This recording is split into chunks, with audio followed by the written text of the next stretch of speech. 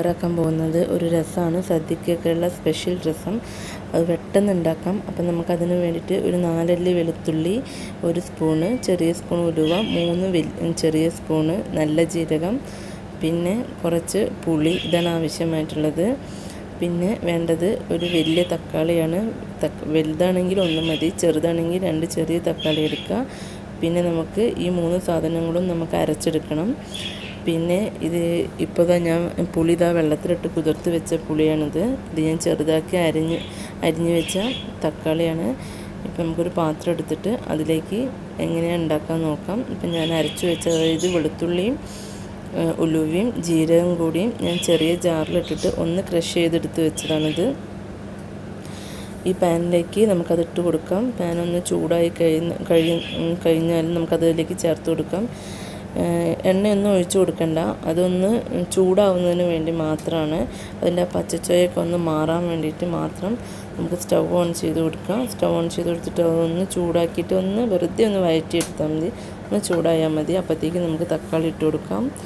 തക്കാളി ഇട്ടിട്ട് വെള്ളം ഒഴിക്കണ്ട, അപ്പം തന്നെ നമുക്ക് ഒന്ന് വഴറ്റാം. എന്നാൽ വേഗം വെന്ത് കിട്ടും. തക്കാളി ഒന്ന് ചെറുതായിട്ടൊന്ന് വഴറ്റിയെടുക്കാം.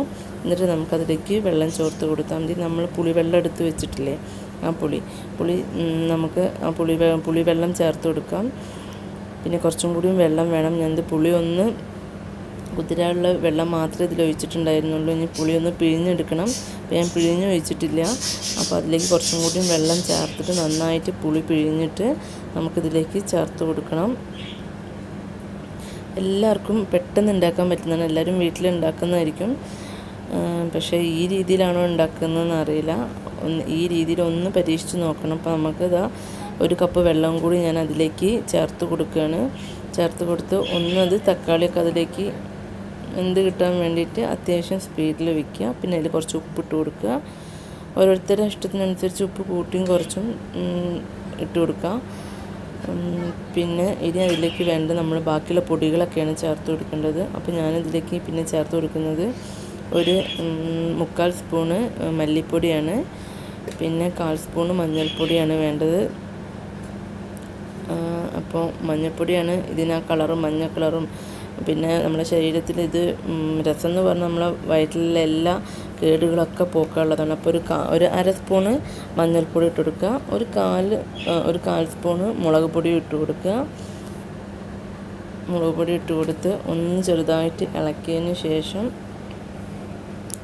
നമുക്കതിലേക്ക് കുരുമുളക് പൊടി ഇട്ട് കൊടുക്കണം. പിന്നെ കായം, ഈ രസത്തിന് ഏറ്റവും കൂടുതൽ ടേസ്റ്റ് കൊടുക്കുന്നത് കായമാണ്.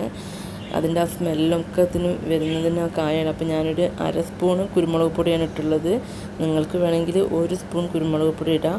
കാരണം രസത്തിൻ്റെ ടേസ്റ്റ് കിട്ടണമെങ്കിൽ കുരുമുളക് പൊടിയാണ്. കുരുമുളക്, വെളുത്തുള്ളി, അതൊക്കെയാണ് രസത്തിൻ്റെ ആ ടേസ്റ്റ് വരുന്നത്.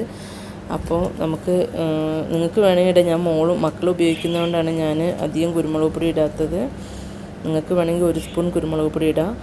പിന്നെ ഞാനതിലേക്കൊരു കഷ്ണം, ഒരു മീഡിയം കഷ്ണം കായം ചേർത്ത് കൊടുക്കുകയാണ്. LGൻ്റെ കായാണ് ഞാൻ ഉപയോഗിക്കുന്നത്. നല്ല കായാണ്. കാരണം നല്ല പൊടി ചേർക്കുന്നതിനേക്കാട്ടും നല്ല കട്ട ചേർക്കുന്നത് തന്നെയാണ്. പൊടി ചേർക്കുമ്പം അത്രയ്ക്ക് അങ്ങോട്ടേക്ക് ആ ഒരു സ്മെല്ല്, ആ രസത്തിൻ്റെ സ്മെല്ല് കിട്ടില്ല. അപ്പോൾ സാമ്പാറിലാണെങ്കിലും രസത്തിലാണെങ്കിലും ഒക്കെ നമുക്ക് ആ കായത്തിൻ്റെ പൊടി ചേർക്കുന്നതിനേക്കാട്ടും നല്ലത് എനിക്ക് തോന്നുന്നത് കായത്തിൻ്റെ കട്ട ഇടുന്നത് തന്നെയാണ്. പിന്നെ കുറച്ചും കൂടി നമുക്ക് വെള്ളം ചേർത്ത് കൊടുക്കുക അതിലേക്ക്. പൊടി നമുക്ക് ഈ പലഹാരങ്ങളൊക്കെ ഉണ്ടാക്കുമ്പോൾ അതിലൊക്കെ നമ്മൾ, അതായത് പരിപ്പ് വട അതൊക്കെ ഉണ്ടാക്കുമ്പോൾ നമുക്ക് അതിലേക്ക് കായപ്പൊടി പൊടി ചേർത്ത് കൊടുക്കുക. ഇതിലെനിക്ക് തോന്നുന്നത് അധികം നല്ലത് കായം തന്നെയാണ്. അപ്പോൾ കായം ചേർത്ത് കൊടുത്തിട്ട്, കായം ചേർത്താണ് നല്ലൊരു സ്മെല്ലൊക്കെ വരുള്ളൂ രസത്തിൻ്റെ. അപ്പോൾ നല്ല സ്മെല്ലൊക്കെ വരുന്നുണ്ട്. ഇനി നമുക്കിതൊന്ന് നന്നായി അടച്ച് വെച്ച് വേവിക്കണം. എന്നാലാണ് ഇതിൻ്റെ ഫുള്ളായിട്ട് ഇതൊക്കെ നന്നായിട്ട് കുക്കായി കിട്ടുള്ളൂ.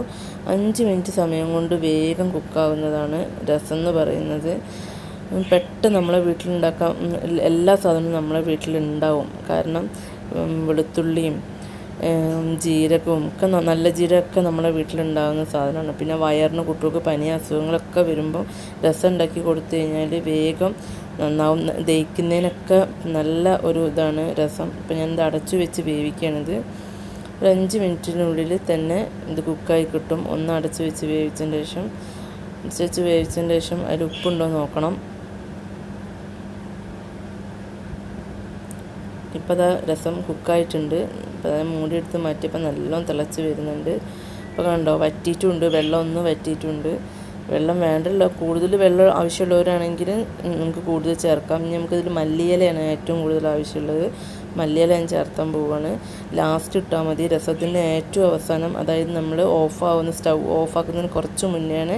സ്റ്റൗ ഓഫാക്കിയിട്ട് ഇട്ടാലും കുഴപ്പമൊന്നുമില്ല. കാരണം ഇത് മല്ലിയില അതിലിങ്ങനെ രസത്തിൻ്റെ മുകളിൽ ഇങ്ങനെ നല്ല ഭംഗിയിൽ കിടക്കുന്നത് കാണാൻ തന്നെ നല്ലൊരു രസമാണ്. പിന്നെ അത് മല്ലിയിലയ്ക്കൊന്നും വേവില്ല, അതുകൊണ്ട് ഇങ്ങനെ പുറത്തിട്ട് കൊടുത്താൽ തന്നെ അത് അതിൻ്റെ ആ മണവും അതിൻ്റെ ഗുണമൊക്കെ രസത്തിൽ പിടിക്കും. അപ്പോൾ നമ്മൾ ആദ്യം തന്നെ ഇടണ്ട, തിളയ്ക്കുമ്പോൾ ഒന്നും ഇടണ്ട, തിളച്ച് കഴിഞ്ഞതിൻ്റെ ശേഷം ഇട്ടാൽ മതി. ഇപ്പോൾ കണ്ട രസം റെഡി ആയിട്ടുണ്ട്.